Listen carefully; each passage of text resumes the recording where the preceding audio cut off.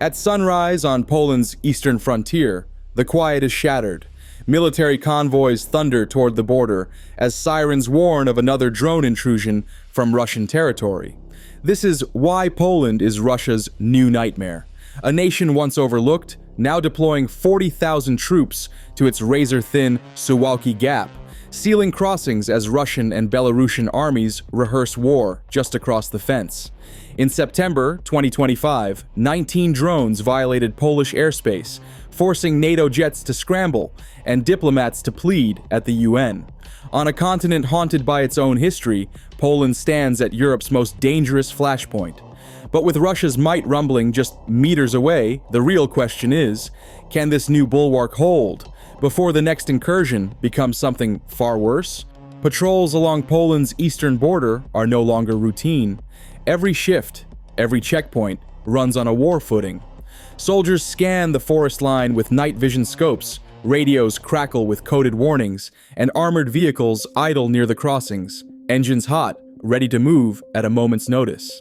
The Suwalki Gap stretches just 65 kilometers between Belarus and the Russian exclave of Kaliningrad. On a map, it's a thin strip. On the ground, it's Europe's soft underbelly, the only land bridge linking the Baltic states to the rest of NATO. There's no backup route. If these roads and rails are cut, the Baltics are isolated, and Poland's own supply lines snap. That's why readiness here now eclipses even Cold War levels. Local towns have drilled for evacuation, families rehearsing midnight departures, schools teaching children how to shelter from shelling. Supermarkets stockpile flour and batteries, pharmacies ration antibiotics. Border guards double their watch, knowing that a single missed signal could mean the difference between a false alarm and the first hour of a new war. For the people living here, the threat isn't abstract. It's the low thump of choppers over the Białowieża forest, the sudden silence when cell towers go dark, the rumor that a drone crashed just across the field. This is the front line, where geography, memory, and daily life all collapse into a single, fragile corridor. Zapad 2025 began on September 12th, but the real message started building weeks before the first tank rolled. Russian and Belarusian units massed across hundreds of kilometers, columns of armored vehicles, artillery, and mobile missile launchers shifting toward the border under the cover of routine logistics. Official communiques called it a defensive exercise. Warsaw called it something else, a dress rehearsal for invasion. The Polish Defense Ministry didn't wait for proof. Every crossing into Belarus slammed shut. By sunrise, nearly 40,000 Polish troops were dug in from the Białowieża forest to the Baltic coast, the largest deployment since the end of the Cold War. Combat engineers laid fresh minefields. Reserve battalions unpacked anti-tank missiles in farmyards. Air defense crews tracked every blip from Kaliningrad to Brest, watching for the first sign of a real strike. Satellite images showed Iskander missile launchers repositioned near Kamyanyuki. S-400 air defense batteries shifted to Grodno. Belarusian and Russian fighter squadrons flew mock strike runs just kilometers from Polish airspace. The drills didn't just simulate defense, they practiced rapid encirclement of the Suwalki Gap, rehearsed cutting NATO's lifeline to the Baltics, and ran scenarios for denying Allied reinforcements by air and rail. For Warsaw, these weren't war games. They were a live test of Poland's new doctrine: close the border, hold the corridor, and treat every maneuver as a potential first move in a real fight. Night falls over the Białowieża forest, but Polish radar screens stay lit. On September 9th, just before midnight, the first blips cross in from the east. Unmanned, low-flying, almost silent. Within minutes, 19 drones breach Polish airspace, some skimming treetops, others climbing for altitude. At least 2 are tracked looping in through Belarus, their paths deliberate, their origin unmistakable. Polish air defense batteries go to full alert. Quick reaction alerts scramble. F-16s from Poznan, Dutch fighters from Malbork, engines hot and orders terse. Controllers vector them toward the incursion zone, but the drones split, some vanishing into the forest, others dropping payloads or sensors before crashing in border villages. By dawn, debris is scattered across 3 counties. Local police cordon off fields, bomb squads sweep for evidence. The official count, 19 separate violations, confirmed by radar logs and physical wreckage. Warsaw's response is immediate. Every crossing into Belarus is sealed. The Defense Ministry calls an emergency cabinet session before sunrise. By noon, Poland's ambassador stands before the UN Security Council, holding up drone fragments as proof. The message is blunt.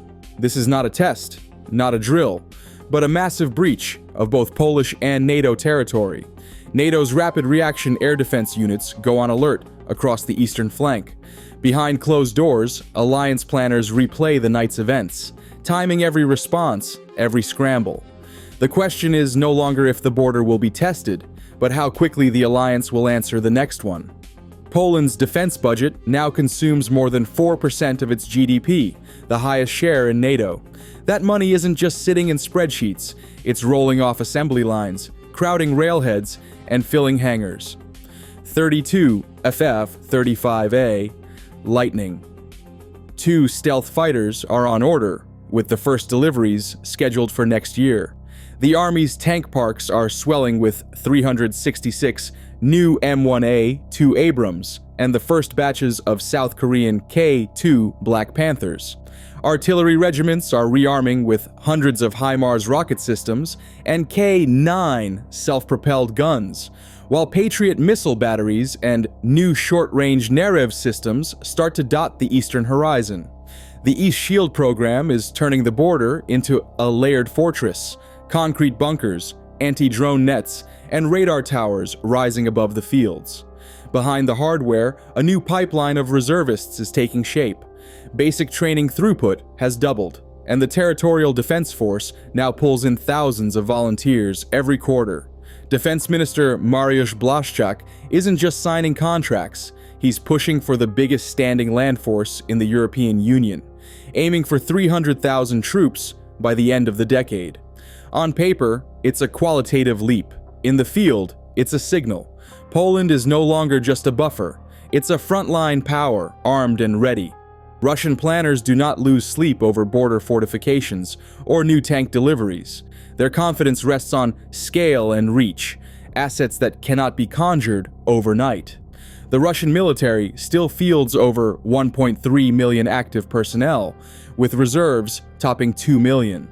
Even after years of grinding losses in Ukraine, the Western Military District can surge hundreds of thousands of troops toward Poland's frontier. Massed artillery and missile brigades, armed with Iskander short-range ballistic missiles and Caliber cruise missiles, can strike deep into Polish territory, targeting airfields, rail junctions, and supply depots before the first armored column crosses the border. In the air, Russia's fleet remains formidable by numbers alone. Squadrons of Su-34 bombers, Su-35 fighters, and attack helicopters rotate between Kaliningrad, Belarus, and the Russian heartland. Many of these platforms are aging, but sheer density allows for wave attacks designed to saturate even the densest air defense grids. Then there is the nuclear card. Since 2023, tactical nuclear weapons have been stationed openly in Belarus, with joint command protocols rehearsed during every Zapad cycle. For the Russian General Staff, escalation is not a bluff, it is doctrine. The message to Warsaw and Brussels is clear. Any fight on this line will be fought on Russia's terms, at a scale and tempo few Western capitals have ever had to contemplate. Every logistics officer in Warsaw knows the Vistula is more than a river. It's the last defensible line before the heart of Poland, and the ultimate test of whether reinforcements arrive in time. There are just 9 major bridges that matter, each one a target, each one a gamble. Lose 2 or 3, and the Warsaw Rail Hub becomes an island, cut off from the armored columns and supply trains surging in from Germany. RAND and RUSI war games run the same scenario year after year. The first 72 hours are chaos. Russian missiles slash east-west arteries, sabotage teams hunt rail junctions, and Polish units pull back to buy time. The clock is set, 5 days, maybe 7 if the bridges hold. NATO planners call it the window of greatest danger. If the main crossings at Plock or Deblin go down, there's no shortcut. Heavy armor backs up for kilometers, airfields crowd with stranded personnel, and the tempo slows to a crawl.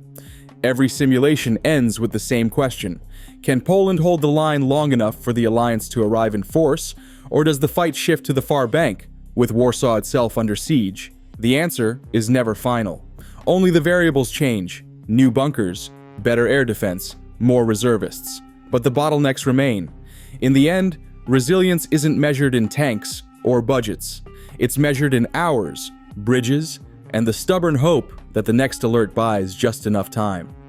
On September 12th, 2025, as 40,000 Polish troops stood ready along the border and 19 Russian drones violated Polish airspace, Europe faced its highest military alert since the end of the Cold War. The Zapad 2025 drills and the sealing of Poland's eastern crossings underline a new era of open confrontation on NATO's flank.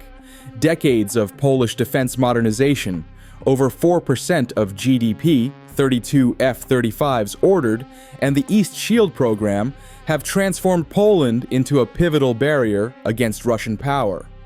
Yet war game studies by Rand and Rusi highlight critical vulnerabilities: limited supply routes, air defense gaps, and only a 5-day window for NATO reinforcements. What remains unknown, how fast NATO could respond, or how far Russia would escalate, shapes the central uncertainty. As classified military documents and real-time maneuvers continue to define the standoff, one fact is clear: Poland now stands at the heart of Europe's front line, with its resilience and alliances tested as never before.